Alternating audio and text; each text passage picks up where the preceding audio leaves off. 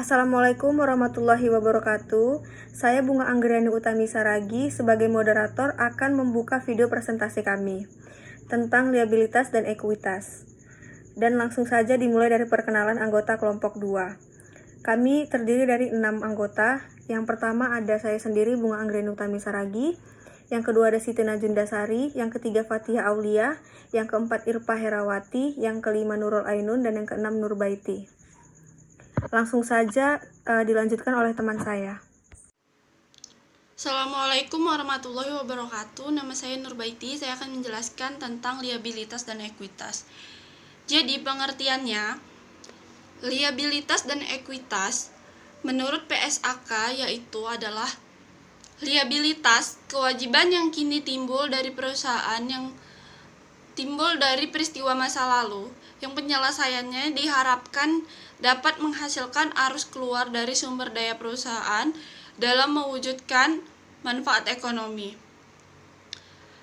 Ekuitas menurut PSAK yaitu pengertiannya ialah hak residual atas aktiva suatu perusahaan setelah dikurangi seluruh kewajiban.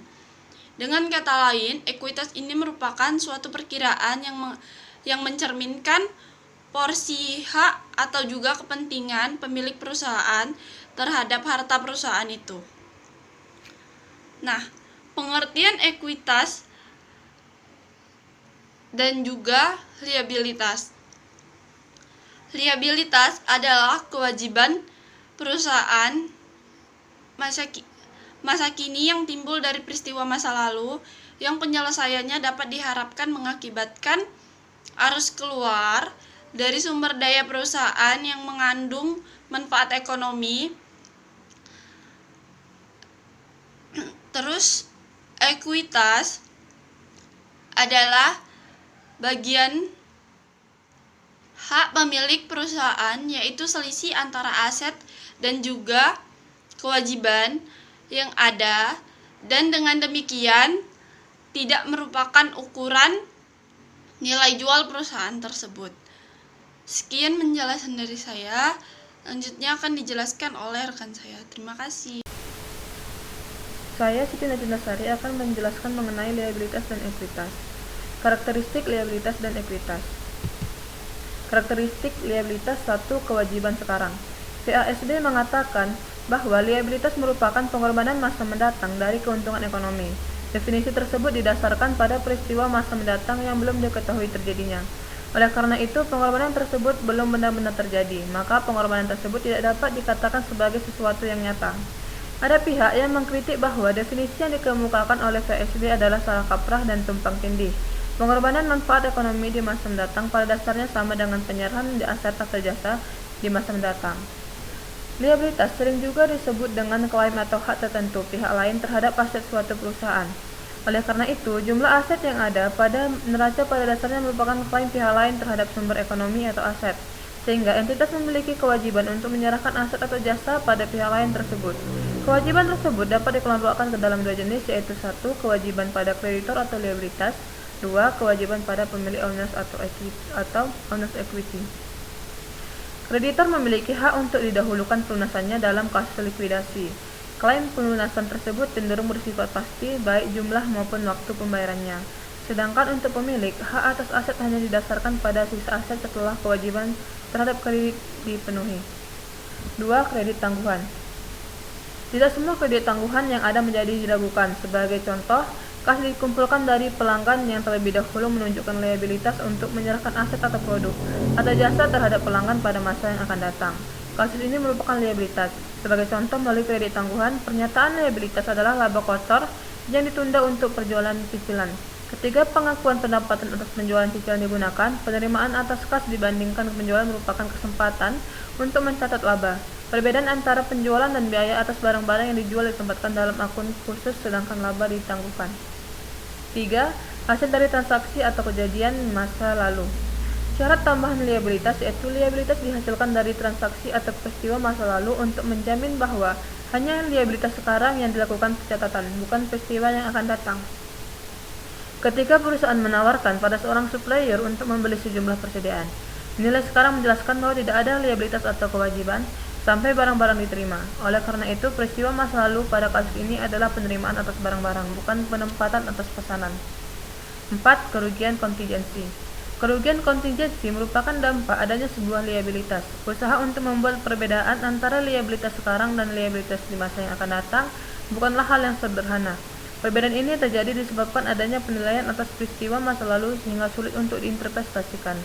CASB dalam statement nomor 5 mendefinisikan kerugian kontingensi, yaitu suatu kondisi, situasi atas serangkaian keadaan yang menimbulkan ketidakpastian akan timbulnya kemungkinan liabilitas atau rugi perusahaan, di mana timbulnya kemungkinan tersebut tergantung pada terjadinya atau tidaknya satu peristiwa atau lebih di masa mendatang.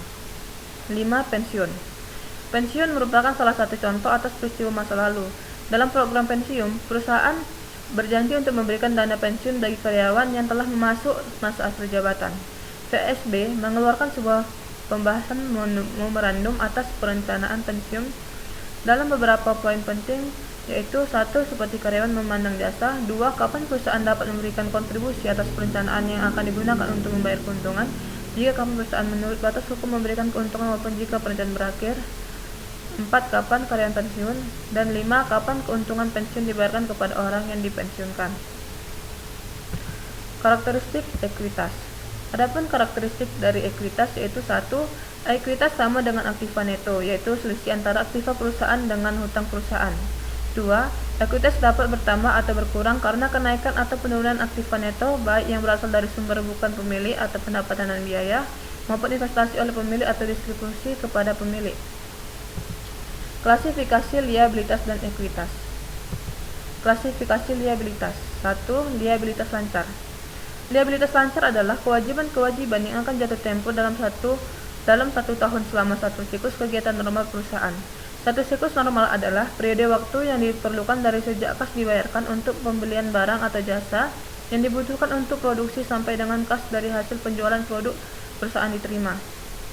Liabilitas yang digolongkan sebagai liabilitas lancar adalah liabilitas yang akan dilunasi dalam jangka waktu 1 tahun atau siklus operasi perusahaan. Liabilitas lancar juga dapat didefinisikan sebagai kewajiban yang diharapkan akan dilunasi dengan kekayaan perusahaan yang diklasifikasi sebagai aset lancar atau dengan menimbulkan liabilitas lancar baru. Karena liabilitas melibatkan pengorbanan di masa yang akan datang, maka liabilitas lancar mengandung unsur ketidakpastian. Berdasarkan tingkat ketidakpastiannya, utang lancar dibedakan ke dalam 1. Utang lancar yang dapat dipastikan, dan 2. Utang lancar yang tidak pasti atau bersyarat atau kontingensi. Adapun kelompok liabilitas lancar adalah 1. Liabilitas dagang, 2. Liabilitas vessel, 3. Liabilitas bank, 4. Liabilitas gaji, bunga dan lain-lain, dan 5. Liabilitas dividen. 2. Liabilitas jangka panjang. Liabilitas jangka panjang adalah liabilitas yang jatuh temponya lebih dari 1 tahun, dilunasi dalam jangka waktu lebih dari 1 tahun atau melebihi siklus operasi perusahaan. Termasuk contoh liabilitas jangka panjang yaitu liabilitas obligasi, liabilitas vessel jangka panjang, liabilitas hipotek, liabilitas pensiun, dan liabilitas sewa guna. Klasifikasi ekuitas. 1. Laba ditahan. Laba ditahan merupakan klasifikasi ekuitas pemegang saham berupa hasil dari perhitungan akumulasi akun laba dan rugi serta laba yang ditahan perusahaan dan tidak dibayarkan kepada pemegang saham sebagai dividen. Laba ditahan bagi perusahaan bisa digunakan untuk membiayai operasional yang dilakukan dalam jangka pendek maupun jangka panjang. 2. Modal setoran. Terdapat 2 jenis modal setoran dalam klasifikasi ekuitas pemegang saham. Kedua jenis modal setoran tersebut yaitu modal yuridis dan modal setoran lain. Modal yuridis bisa dinyatakan sebagai legal capital karena modal ini muncul dengan adanya ketentuan hukum yang mengharuskan perusahaan memiliki sejumlah dana yang berguna untuk perlindungan terhadap pihak lain. Sedangkan modal setoran lain biasa disebut dengan istilah paid in surplus atau stok. Modal setoran dapat mengalami penurunan dan perubahan nilai terhadap ekuitas. Faktor-faktor yang menyebabkan menurunnya modal setoran antara lain dividen saham, hak beli saham, pemesanan saham, obligasi terkonversi, saham istimewa terkonversi, dan saham treasury. Namun, modal setoran tidak akan mudah mengalami penurunan kecuali jika terjadi likuidasi dalam perusahaan tersebut. Sumber liabilitas dan ekuitas. Sumber liabilitas. Liabilitas dapat terjadi karena beberapa faktor yaitu 1. Kewajiban legal atau kontrak. Kewajiban legal adalah hutang yang timbul karena adanya ketentuan formal berupa peraturan Hukum untuk membayar kas atau penyerahan barang atau jasa kepada entitas tertentu. 2. Kewajiban konstruktif. Kewajiban konstruktif timbul karena kewajiban tersebut sengaja diciptakan untuk tujuan atau kondisi tertentu. Meskipun secara formal tidak dilakukan melalui perjanjian tertulis untuk membayar sejumlah tertentu di masa yang akan datang. 3. Kewajiban equitable. Kewajiban equitable adalah hutang yang timbul karena adanya kebijakan yang diambil oleh perusahaan karena alasan moral atau etika dan perlakuannya diterima oleh publik secara umum. Sumber ekuitas. Komponen pembentuk ekuitas yaitu 1. Jumlah rupiah yang disetorkan oleh pemegang saham. Laba ditahan laba ditahan adalah sisa laba setelah pembagian dividen. 3. Jumlah rupiah yang ditimbul akibat apresiasi atau revaluasi aset krisis tertentu. Dan 4. Jumlah non-pemegang saham. Jumlah rupiah donasi dari pihak non-pemegang saham. Sekian penjelasan dari saya. Terima kasih. Nama saya Fatia Aulia, saya dari kelompok 2 tentang liability dan ekuitas. Di sini saya akan membawakan tentang pengukuran. Pengakuan dilakukan setelah suatu kewajiban terukur dengan cukup pasti. Penentuan kos kewajiban pada saat terjadinya paralel dengan pengukur aset. Terjadinya kewajiban pada umumnya disertai dengan pemerolehan aset atau timbulnya biaya. Pemerolehan aset dapat berupa penguasaan barang dagangan atau aset non-moneter lainnya yang terjadi dari transaksi pembelian.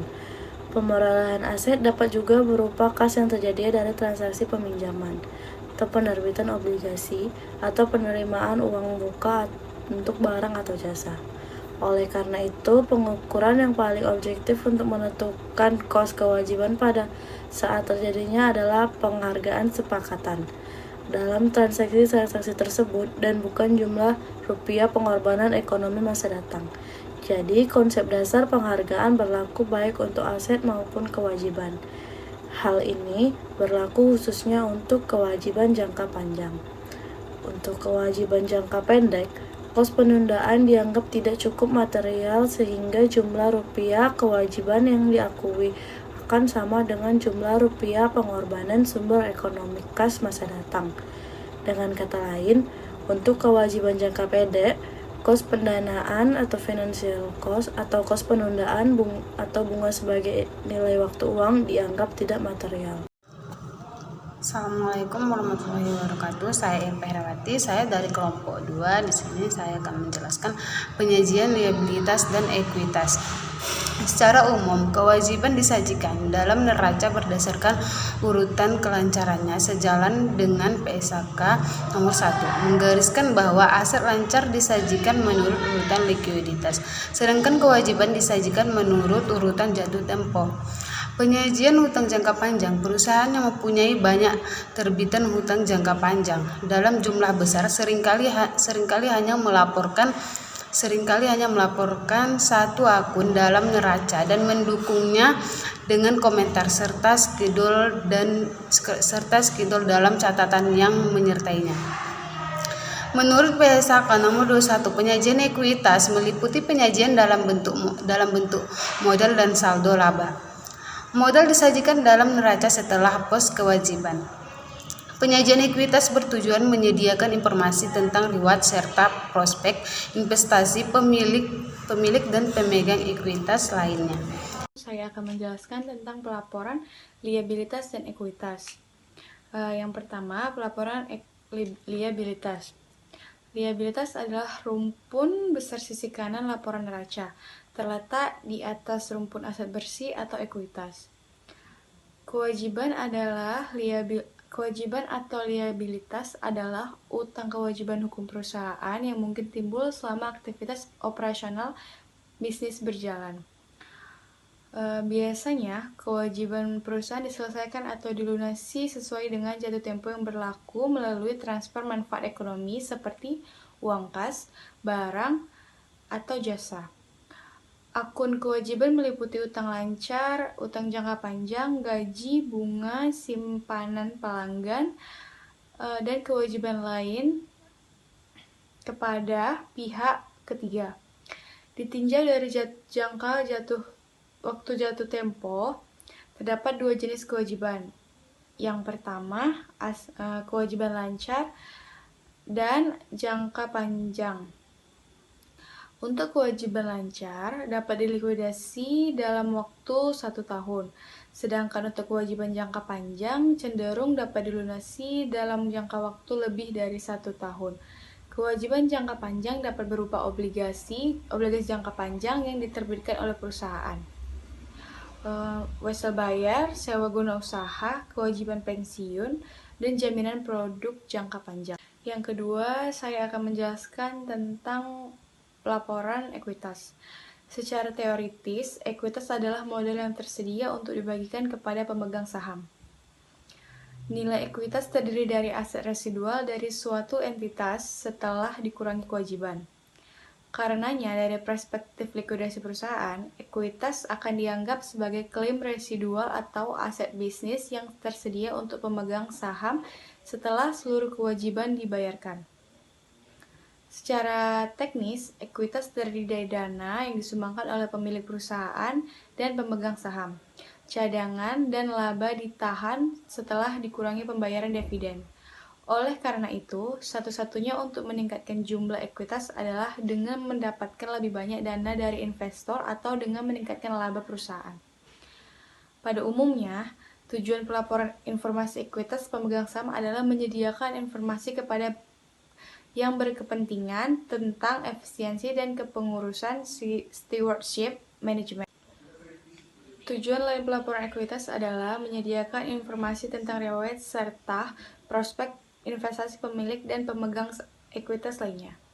Untuk memenuhi tujuan tersebut, informasi yang harus disampaikan tentang ekuitas pemegang saham tersebut minimal adalah 1. Sumber ekuitas pemegang saham beserta riwayatnya. Yang kedua, peraturan yuridis yang membatasi pembagian dividen dan pengembalian modal setoran kepada pemegang saham. Yang ketiga, prioritas beberapa golongan pemegang saham atau pemegang ekuitas lainnya, sesuai urutan proteksi. Perkembangan isu terkait liability. Isu-isu lainnya terkait penerapan PSAK 72 atau Sale with a Right of Return Warranty atau jaminan. Isu terkait kewajiban pelaksanaan. Isu-isu akuntansi lainnya PSAK 72, Sale with a Right of Return akun pengukuran pendapatan diukur berdasarkan harga transaksi bruto. Dikurangi taksiran pengembalian yang dihitung berdasarkan pedoman penghitungan imbalan variabel. Liabilitas terkait refund diukur berdasarkan tingkat pengembalian atau selisih antara kas atau jumlah yang menjadi piutang atau pendapatan. Aset diukur dengan mengacu kepada nilai tercatat produk-produk yang diharapkan akan kembali dikurangi biaya pemulihan. Harga pokok penjualan diukur berdasarkan nilai tercatat produk-produk yang dijual dikurangi aset. Penurunan nilai persediaan diukur berdasarkan nilai tercatat produk-produk yang dialihkan kepada pelanggan. Kemudian ada perkembangan isu terkait ekuitas. Isu kunci yang harus dipertimbangkan terkait pengakuan kewajiban adalah yang pertama, terdapat kemungkinan arus keluar atas suatu manfaat ekonomis. Dan yang kedua ada keandalan pengukuran kewajiban. Pengukuran kewajiban di dalam IFRS, metode pengukuran kewajiban yang paling umum digunakan adalah biaya historis atau biaya historis yang modifikasi. Pengukuran dengan nilai wajar digunakan pada pengukuran awal untuk transaksi kewajiban yang berhubungan dengan IAS 17 list, IAS 39 recognition and measurement of financial instrument, IFRS 2 share based payment, dan IFRS 3 business combination. Sekian video presentasi dari kami, lebih dan kurang kami mohon maaf. Wassalamualaikum warahmatullahi wabarakatuh.